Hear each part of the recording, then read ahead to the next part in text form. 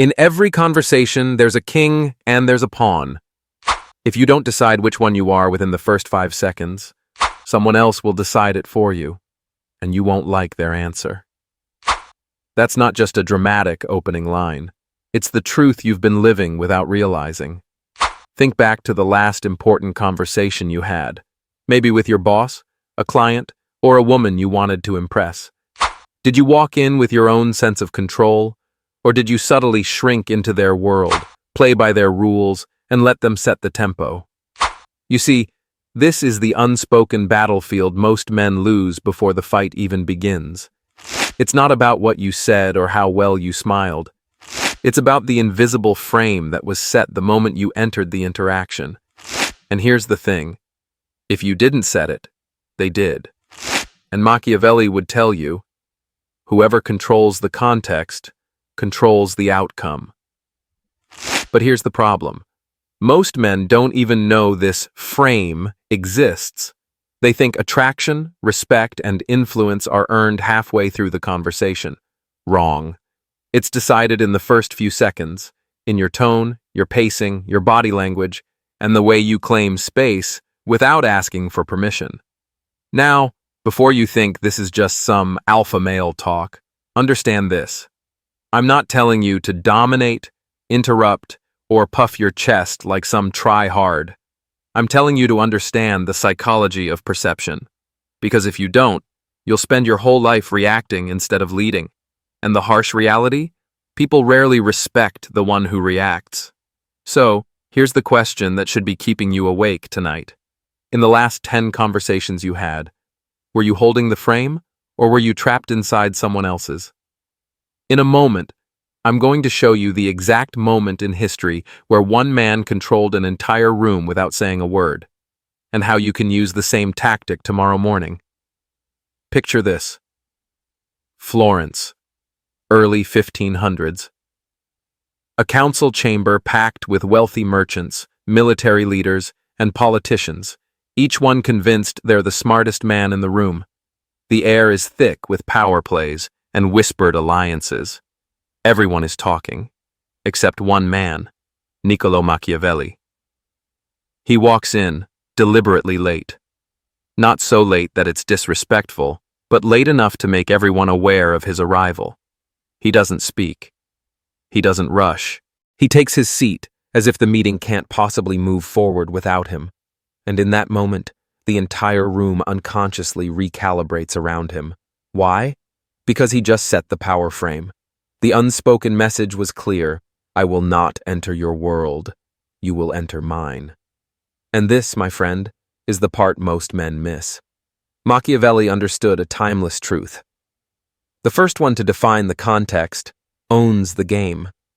If you walk into someone else's frame, whether it's a business meeting, a date, or even a casual conversation, you're already negotiating from a position of weakness. And weakness invites manipulation.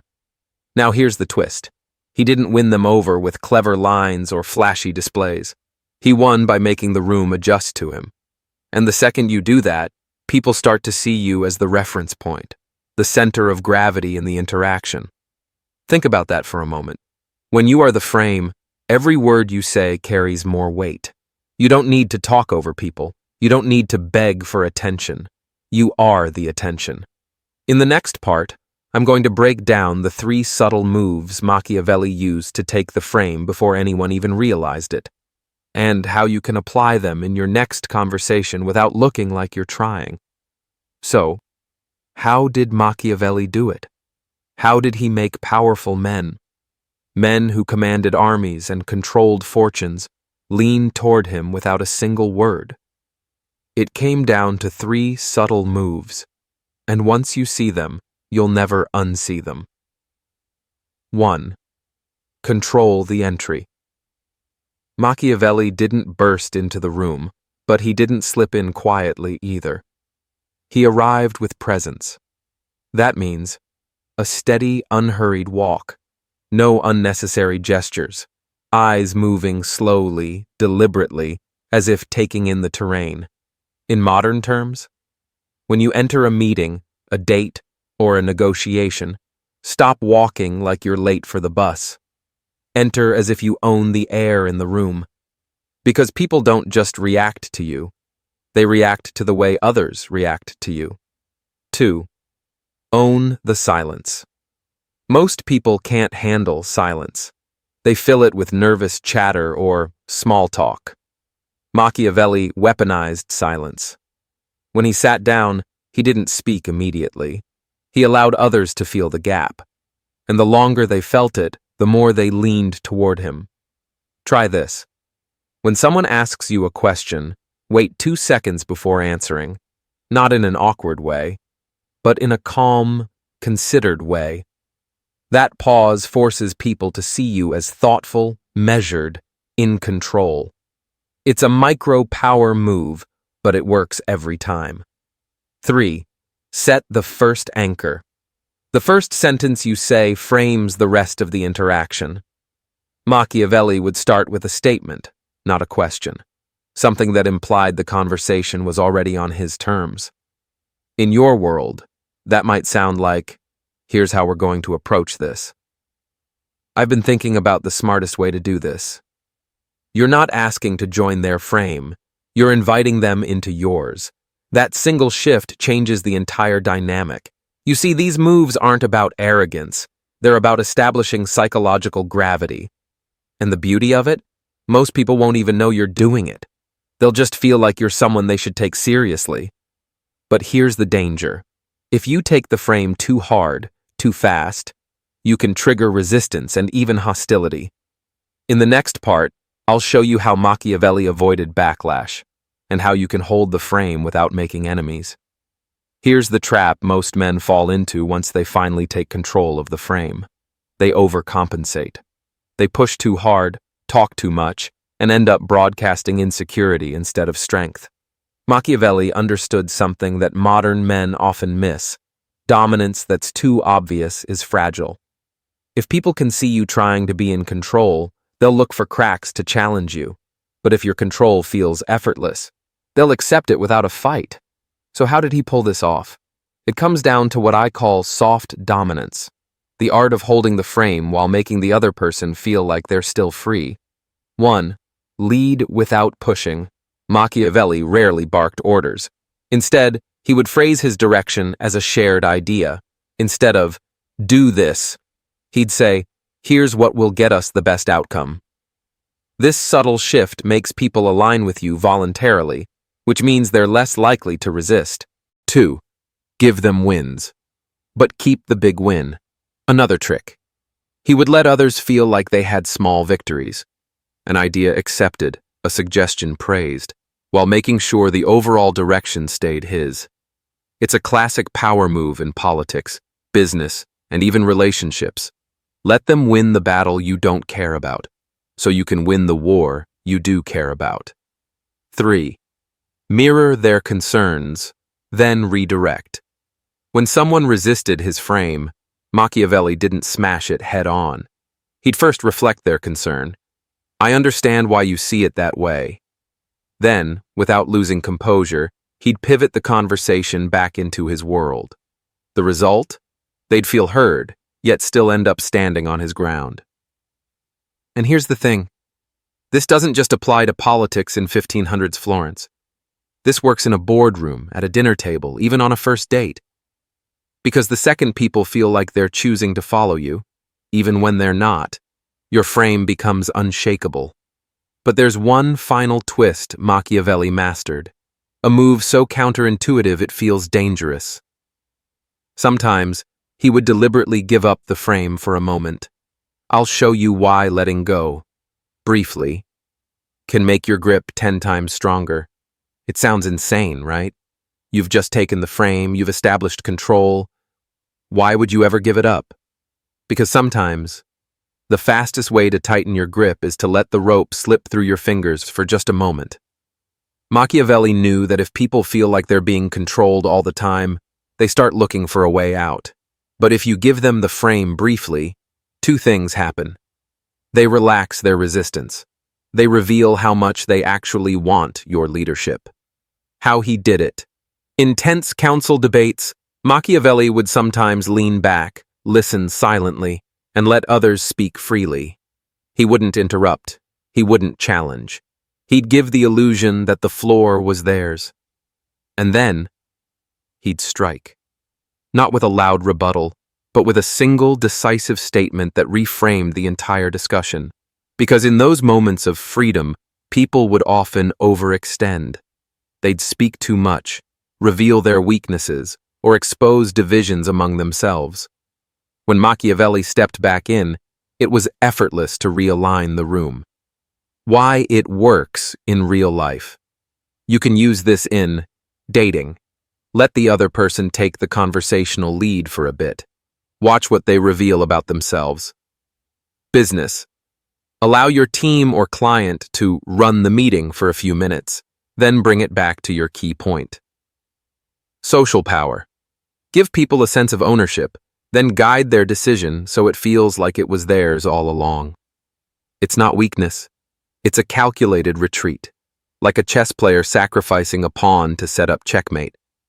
And here's the beauty. When you reclaim the frame after letting it go, it doesn't just come back to you. It comes back stronger. Because now, they've chosen you again, and people defend what they choose. But controlling the frame isn't just about dominance or clever tactics. It's also about perception. How people see you before you even open your mouth. We'll break down how to project the invisible signals that make people assume you're the one in control without you having to prove it. Machiavelli understood something most men overlook. The game doesn't start when you open your mouth. It starts the moment you enter someone's awareness. By the time you speak, most people have already decided if you're someone worth listening to. This is pre-frame power. The silent influence you establish before the first exchange. It's invisible to the untrained eye, but it shapes the entire interaction. 1. Command presence. In the streets of Florence, Machiavelli didn't walk like a man going somewhere. He walked like a man who owned where he already stood. No rushed steps, no darting eyes. Movements smooth and economical, as if he was conserving energy for something important. In modern life, this means occupying space without apology. Whether you're at a party, in a cafe, or walking into a boardroom, people register your body language long before your words. 2. The signature look. Machiavelli knew the power of consistency. While others shifted between styles to fit the moment, he had a signature: dark, rich colors, clean lines, and subtle gold accents. It was branding before branding existed. You can do the same. Have 1 or 2 consistent style elements, a type of jacket, a watch, a color scheme, that become part of your identity. Why? Because familiarity breeds trust, and trust opens the door for influence. 3. The energy calibration. This is the invisible part, the energy you carry. Walk into a room too hyped and you look desperate for attention, too flat and you look weak. Machiavelli always entered with an even, grounded energy, the kind that makes people lean in because they can't quite read you yet. A simple trick. Take 1 slow breath before entering a new environment. Let your eyes adjust before you move. It signals patience, and patience signals power. Here's the point. If you control how you're perceived before the conversation begins, you've already set the frame without saying a single word. And the person who sets the frame owns the game. But here's the question. Once people see you as the one in control, how do you make them invest in keeping you there? We'll uncover the Machiavellian method of turning followers into protectors, the invisible shield that keeps your power intact even when you're not in the room. It's one thing to take the frame, it's another to hold it, but the highest level of power? That's when other people start protecting your frame for you, even when you're not there to defend it. Machiavelli mastered this. He didn't just gain influence. He made people emotionally invested in keeping him in control. Why? Because when they guarded his power, they were also guarding their own status. 1. Give people a stake in your power. Machiavelli made sure that when he rose, others rose with him. He'd tie his allies' success directly to his own success, so if he lost influence, they lost too. This created a shared interest. They weren't just defending him, they were defending their own future. In modern life, this could mean giving credit publicly to people who support you, sharing wins in a way that makes them feel part of the victory. When your frame is their frame, they'll fight for it like it's personal. 2. Selective privilege. Not everyone got the same access to Machiavelli. The closer you were to him, the more you benefited. Information, opportunities, influence. But it was earned access, not given freely. That scarcity made proximity to him feel valuable, and people guard what's valuable. Today, that could mean giving exclusive updates to your inner circle first, offering inside knowledge to those who've proven loyalty. It's not about playing favorites. It's about making access to you worth protecting. 3. Create a story that includes them. Machiavelli understood that humans are wired for stories. He made his allies part of a bigger narrative, not just I am succeeding, but we are winning against the odds. When people see themselves as characters in your story, they don't want that story to end.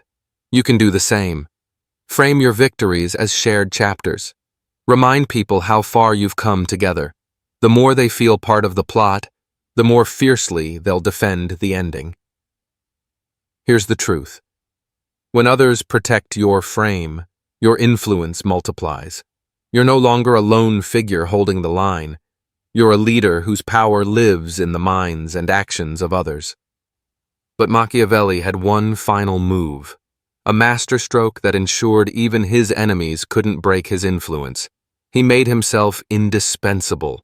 We'll see exactly how he did it, and how you can become the one person no one dares to replace. Machiavelli knew something about power that most people today still don't understand. It's not enough to be good at what you do. You have to make yourself too valuable to lose. In the courts of Florence, he wasn't always the most powerful man in the room, but he was often the only one who could bridge rival factions, foresee political shifts, and translate chaos into strategy. That made removing him dangerous, even for his enemies. 1. Be the connector. Machiavelli made himself the bridge between people who didn't trust each other. When two powerful rivals could only work together through him, his position became untouchable. In your own life, become the go-to person who connects valuable people, skills, or information.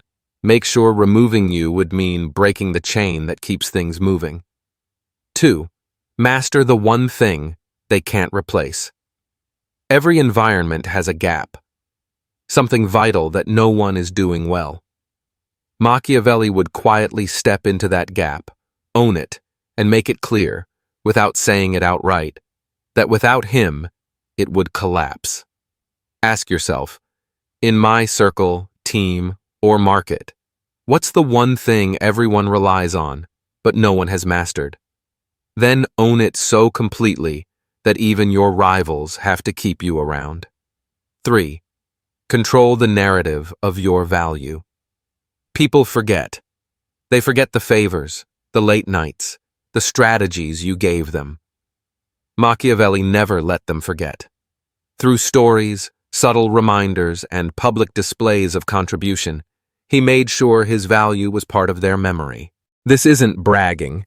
It's strategic repetition, ensuring that when they think of your role, they think of words like essential, irreplaceable, foundational. Here's the paradox. When you become indispensable, you gain the power to walk away. And that's when your influence is at its peak. Because the truth is, the most powerful frame is the one that others need more than you need them. Machiavelli played the long game. He didn't chase attention. He built structures where his presence was the key piece. And if you learn to walk into a room with presence, control the frame, make people invest in you, and finally, Become indispensable. You won't just hold power. You'll live in a world where losing you is never an option. What's the one skill, connection, or ability you could develop right now that would make you impossible to replace? Share it in the comments. I read everyone.